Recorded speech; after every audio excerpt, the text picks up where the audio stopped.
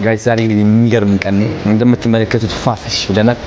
ታላላቅ ሰዎች መጥተዋል። እንደነ ሰራዊት ፍቅሬ የኢትዮጵያ ሶሻል ሚዲያ ማህበር መጥተዋል። ኢሳ ተገኝተዋል። እዚህ እንግዲህ ትልቅ የሆነ አናውንስመንት ነው የሚሆነው። እንግዲህ ወደዚህ ገራሚ ሀመር ልንገባ ነው። ዩኒክ ቴንክ ዩ ሶ ማች ካር የሚገርም መኪና ነው። በስማ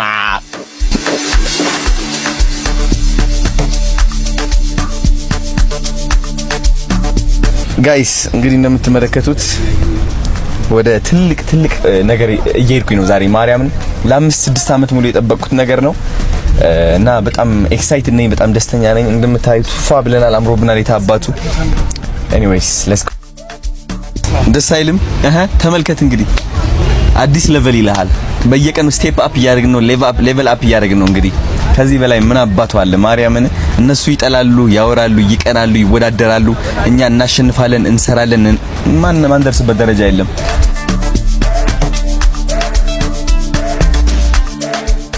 ጋይስ ዛሬ እንግዲህ የሚገርም ቀን ነው። እንደምትመለከቱት ፋፈሽ ብለናል። ታላላቅ ሰዎች መጥተዋል። እንደነ ሰራዊት ፍቅሬ የኢትዮጵያ ሶሻል ሚዲያ ማህበር መጥተዋል። ኢሳ ተገኝተዋል። እዚህ እንግዲህ ትልቅ የሆነ አናውንስመንት ነው የሚሆነው። እስቲ ቶሚማን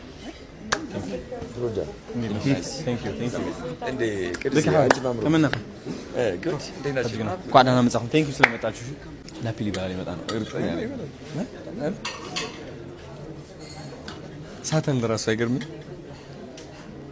ይቅርታ አድርጉን። እንግዲህ ቁርስ አልበላ ነው።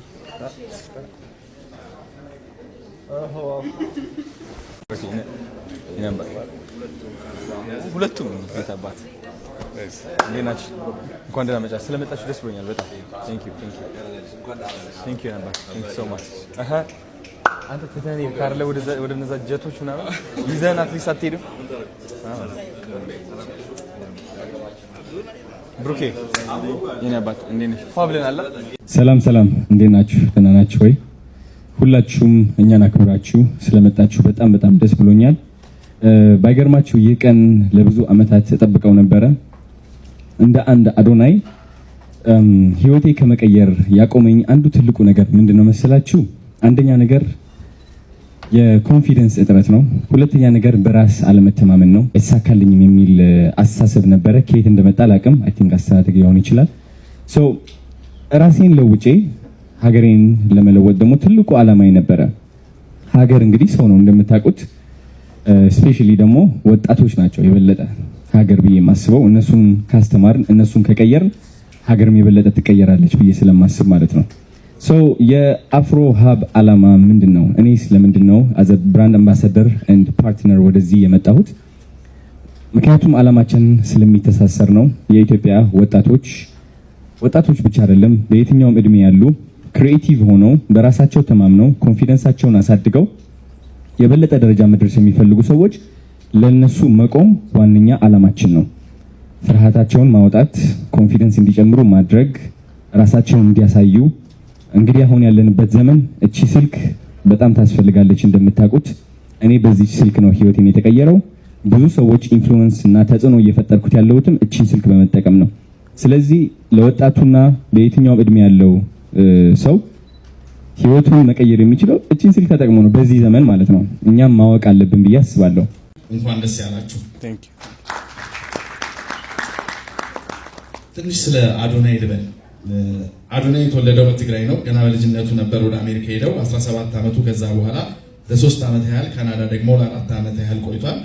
ወደ ኢትዮጵያ የመጣው የደህና ቤተሰብ ልጅ ቢሆንም አባትና እናቱ በመቀሌ የታወቁ ሆቴል ባለቤት ኢንቨስተር ናቸው።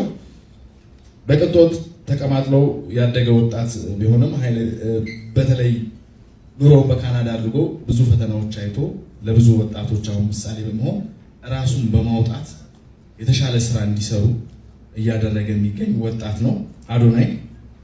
እንግዲህ በተለይ በማህበራዊ ድረገጽ የሚሰራቸው በተለይ በርካታ የሆኑ ስራዎች አሉ። በተለይ የበጎ አድራጎት ወይም ሪስፖንሲቢሊቲ ወይም የቻሪቲ ስራዎችን እየሰራ አሁን ተጽዕኖ እያደገ መጥቷል።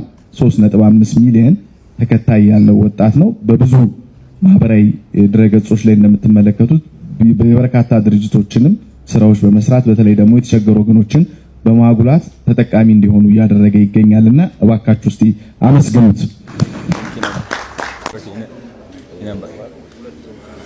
ሁለቱም ቤታባት እንዴት ናችሁ? እንኳን ደህና መጣችሁ። ስለመጣችሁ ደስ ብሎኛል በጣም ቴንክ ዩ ነበር ቴንክ ዩ ሶ ማች አንተ ተታኒ ካርለ ወደ እነዛ ጀቶች ምናምን ይዘን አትሊስት አትሄድም?